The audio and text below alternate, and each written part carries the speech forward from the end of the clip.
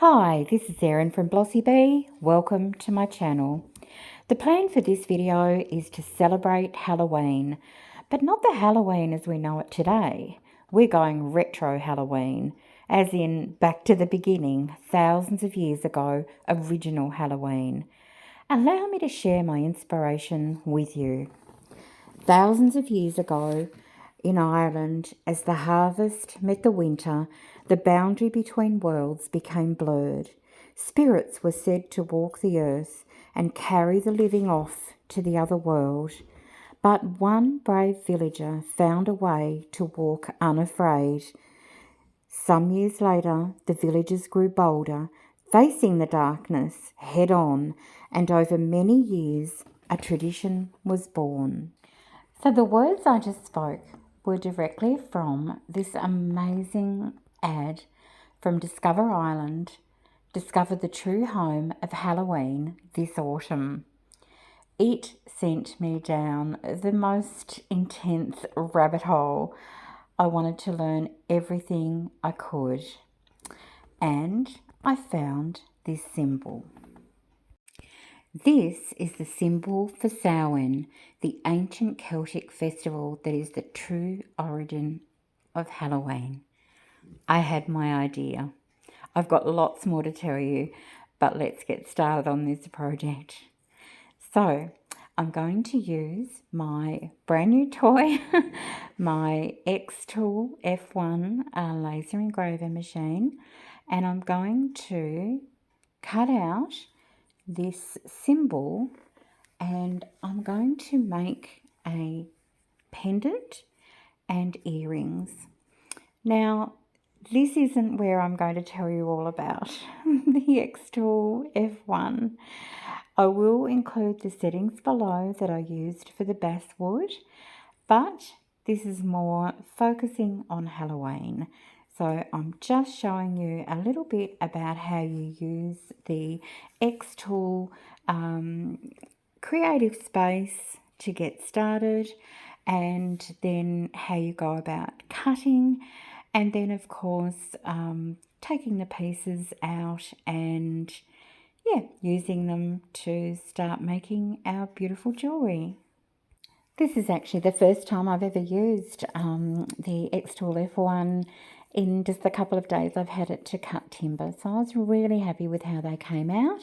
I did have to go ahead and pop a couple of teeny tiny pieces out, and I'm going to go ahead and clean up those scorched pieces as well. And while I'm doing that, I thought I would tell you a little bit more what I discovered about Halloween. So many people, including myself, think that North America is where Halloween comes from in the first instance. But the thing is that the USA is only, I think, 248 years old in its current iteration, and only a couple of hundred years earlier than that is when the first immigrants from Ireland came over and settled. So Halloween is much, much older than that. So to find the true origins of Halloween, we need to look to Ireland, and there we can discover the most important facts about Halloween. We're very lucky because the earliest recorded Irish writing dates all the way back to the 7th century, and it was produced by monks who were writing in both Latin and in early Irish. So there's a wonderful recorded history which can help us understand all the traditions which have survived thousands of years and have become known as what we consider modern Halloween today. Now, I'm not an expert. I'm going to leave a couple of links in the description box, which are sites that I found extremely helpful, and it was a lot of fun learning. Remember that image that popped up on the screen when I was reading the words from the ad from Discover Island? So that is where the traditions say that the masking and costumes came from. So at this time of the year, when at the end of the harvest and at the start of winter, it was tradition or a folklore that was the time when the veil between this world and the other was at its thinnest. And on that special night, there was an opportunity for spirits to come through from the other world to this. Now, some of those spirits were good and some of them were evil. And the evil ones were rumoured to take people with them back to the other side. And they especially wanted to take children. And so people started disguising themselves and they used masks. And you can see many of those examples of very early masks online. Some of them were made with skin, like a rabbit skin. Some were made with bark and twigs and leaves, and as time went on, they became more and more elaborate. And the idea was that the evil spirits wouldn't recognize them. And the more grotesque the masks and the costumes were, the more chance the evil spirits would look at them and think that they were just another evil spirit and they would leave them alone. Isn't that amazing that that's where that tradition comes from? I loved learning about that. So back to the project at hand. This is part of a collaboration organised by Tracy from Mini Scenes GB and Crafty YouTubers United, a group of amazing, talented, inspirational crafters from across the world. We have all come together to give you an amazing wealth of information, inspiration, and it's all contained in the playlist, which I will link below. It is deliciously binge worthy. Our topic, as I said, is Halloween, and we all have a different way of expressing our Halloween ideas. So I hope you can check that out and you will not be disappointed. So back to this, I'm going to continue just working on this basswood that I've cut out. Now, after I cleaned it up, I did take it outside and I gave it a coat of gloss clear varnish. I did front and back twice. I wanted to really make sure that I had sealed the timber before I go ahead any further with it. Now I'm using a black Posca pen to darken all of the wood because I want quite a dark, almost gothic medieval look.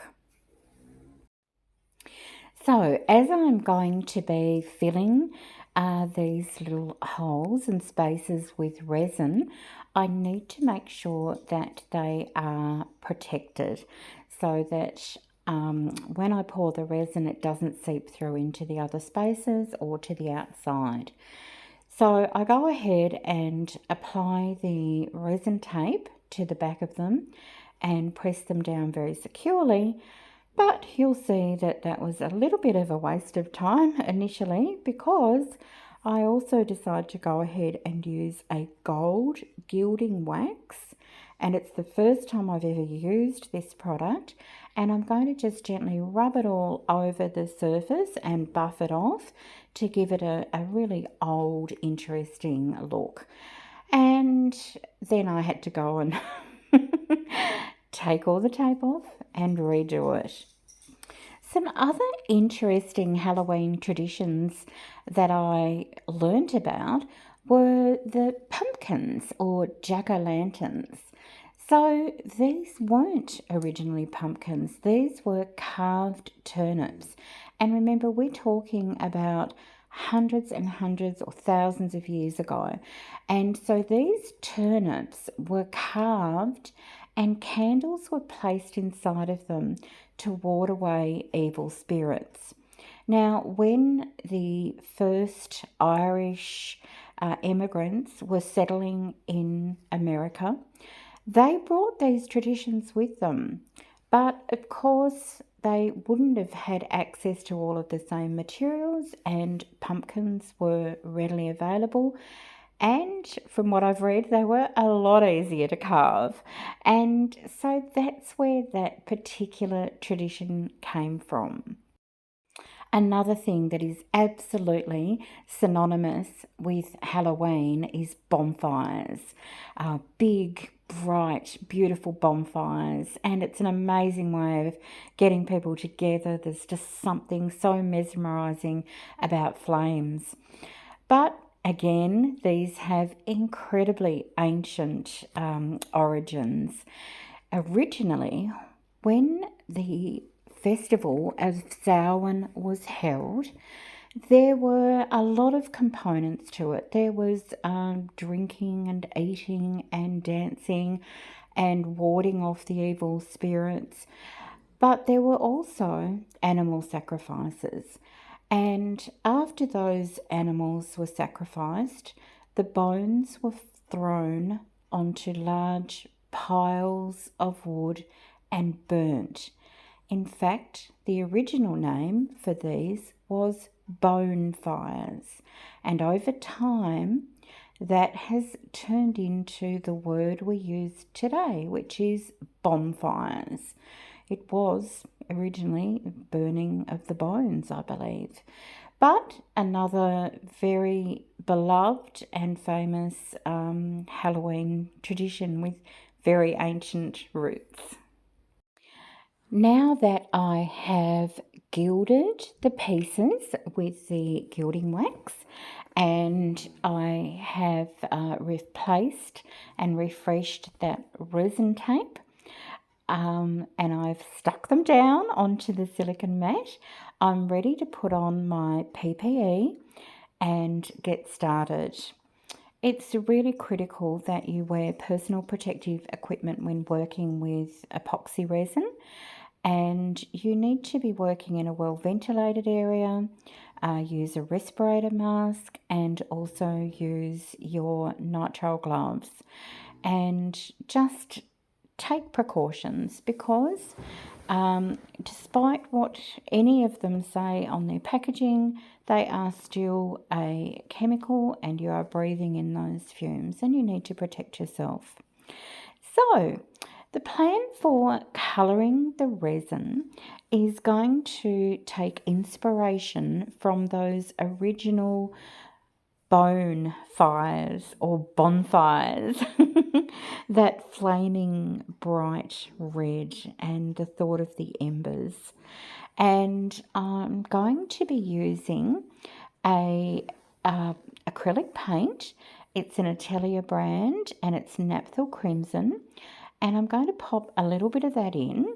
You can use acrylic paint to colour resin, and I'm using this today in particular because I find it very difficult to get hold of really true reds in mica powders or pigment pastes. So I've got quite a nice collection of red acrylic paints, and it was fun choosing one, and this one worked out beautifully. I'm also going to add in some red holographic glitter and a little bit of the Just Resin Gold Midas Touch dust, just to give that little bit of a sparkle as well. A really huge part of Halloween celebrations today is the trick or treat. I've never quite understood the idea of sending children out to strangers' houses to get candy, but look, as long as they're safe. So those had origins in the Sow-en festival as well. So what would happen is that to celebrate and welcome the good spirits on this eve when the veil between the other world and this world was lifted. People would, if they had the means, make beautiful feasts for their dead loved ones to enjoy. Now, of course, that was all symbolic because there are no dead loved ones to come and enjoy the food, and they would have all of this food left over. And so those who were less well off would go from house to house, and they would, in a way, beg for food, for these treats. There was no trick as far as I could see in my research, but they did often do a song or a poem in return for the gift of food. So I'm happy with this resin mix with the combination of the acrylic paint and the red holographic resin and that gold glitter dust. And this is a little trick I do when I'm working with acrylic paints as a colouring, is I always transfer my mixture back into a clean cup, just in case there were any little streaks of resin that had, too much acrylic paint in them, and I didn't want that to carry through. I must admit this part was one of the most stressful things that I've done for a while, working with very tiny spaces and literally 1 or 2 drops. Even half a drop in some of them was more than enough. So I'm just going to go ahead and very carefully place the resin into each of these spaces. And I'm not trying to dome or anything like that. I'm just looking for, I wanted to look sort of ancient and red and glowing, and, maybe they're not rubies, they're more like, a red stone or something like that. It's all about the symbolic nature of it at this stage for me. I wonder how many of you listening have gone to a Halloween celebration and gone apple bobbing. Well, that is a very, very ancient tradition. In fact, the Romans introduced that into the Celtic tradition, and apples were associated with fertility goddesses. And people thought that apples and their seeds were a way that could be used to determine marriages and fertility for the coming year. So people would try to bite into a floating apple, and the first person who was able to do that would be the next one to marry or be blessed with a child. And young girls who placed the apple they bobbed under their pillows were said to dream of their future lover. I think I'd find that a little bit more than the Princess and the Pea. Very bumpy having an apple under your pillow. But there you go, another modern Halloween tradition with roots in very ancient, thousands of year old traditions.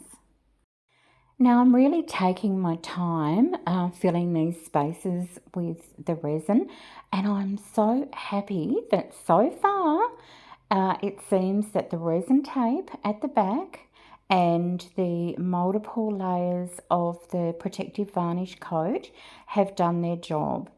Now, sometimes when you are working with timber and resin together, or any other material that is porous, you can get a lot of little micro bubbles. Now, these bubbles might not even come out in the first 5 or 10 minutes. They can literally pop out an hour later. So it is always worthwhile babysitting these types of projects for a little while and by that I mean you might finish, but then just set a timer and come back in 10 or 15 minutes. Just have a little check and make sure that everything is okay. And that's what I did with these.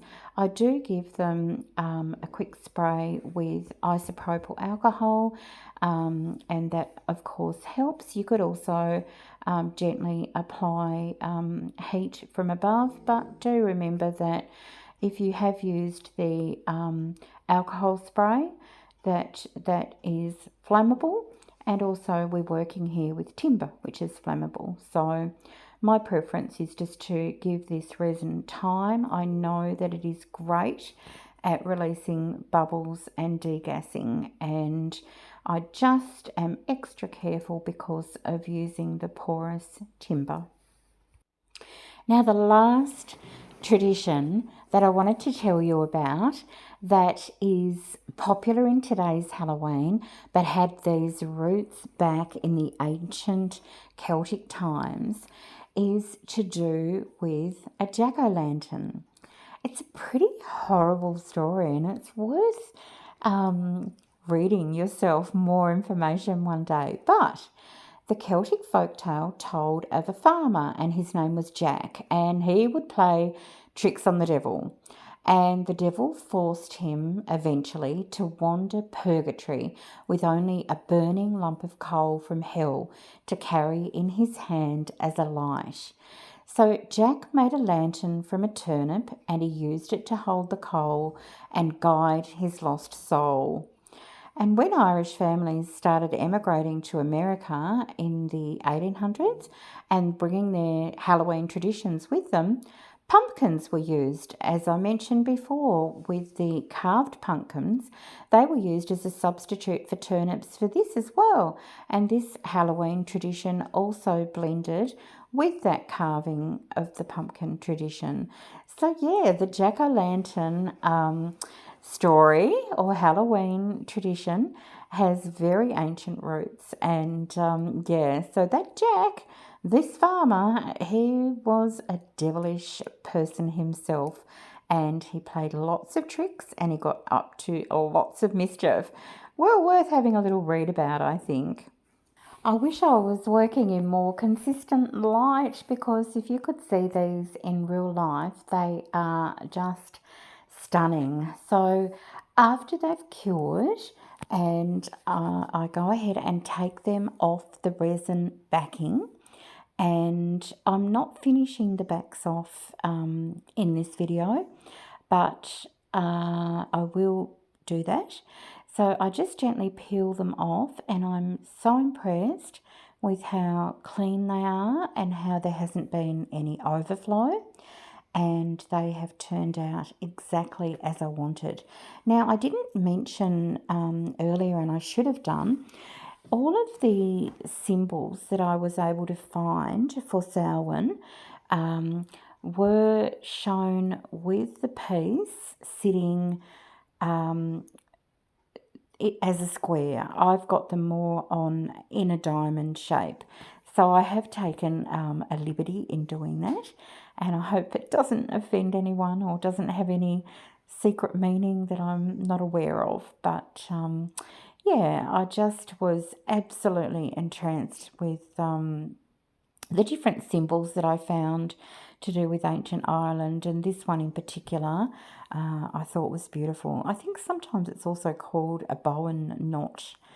So once these pieces have been cured, then they are ready for me to go ahead and add some findings to. And so I've decided that I'm going to go with a bright modern gold. I did think about using a black leather, but I decided that the gold would look really pretty. I kind of had in my mind like an ancient priestess wearing black robes or something and wearing these. So that's the thought I had in my head. So I've carefully selected the findings that I'm going to use. I know that the pendant itself Even though they're quite lightweight because it's just a combination of resin and timber, it is bulky, so I want to have a good sized jump ring for those. And I've done the same for the earrings as well.